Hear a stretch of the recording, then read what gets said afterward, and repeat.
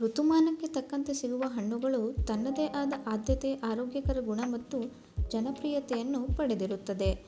ಸೀತಾಫಲ ಕೂಡ ಇಂತಹ ಹಣ್ಣುಗಳಲ್ಲಿ ಒಂದು. ಈ ಹಣ್ಣಿನ ತಿರುಳಿನಿಂದ ಹಿಡಿದು ಎಲೆ, ಬೀಜಗಳು ಆರೋಗ್ಯಕ್ಕೆ ತುಂಬ ಒಳ್ಳೆಯದು.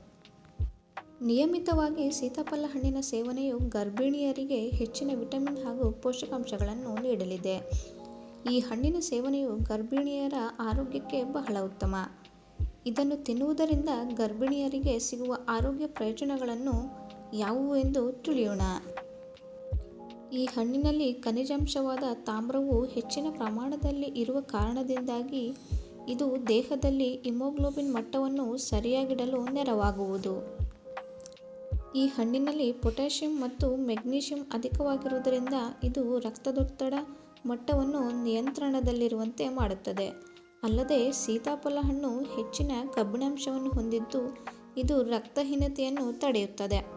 ಸೀತಾಫಲವು ಗರ್ಭದಲ್ಲಿರುವ ಶಿಶುವಿನ ಮೆದುಳು ವಿಕಾಸವಾಗಲು, ನರವ್ಯೂಹ ಮತ್ತು ರೋಗನಿರೋಧಕ ಶಕ್ತಿಯು ಸುಗಮವಾಗಲು ನೆರವಾಗುತ್ತದೆ.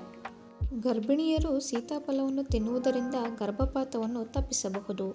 ಅಲ್ಲದೆ ಸೀತಾಫಲ ಸೇವಿಸುವುದರಿಂದ ಪ್ರಸವದ ಸಮಯದಲ್ಲಿ ಹೆಚ್ಚು ನೋವು ಆಗುವುದನ್ನು ತಪ್ಪಿಸಬಹುದು. ಚರ್ಮದ ಸೋಂಕುಗಳಾದ ಅಲ್ಸರ್ ಮತ್ತು ಹುಣ್ಣುಗಳನ್ನು ಸೀತಾಫಲದಿಂದ ನಿವಾರಿಸಬಹುದು.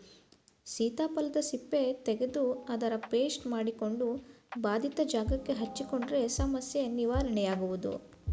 ಅನೇಕ ಮಹಿಳೆಯರಿಗೆ ಹೆರಿಗೆಯ ನಂತರ ತೂಕ ಹೆಚ್ಚಾಗುತ್ತದೆ.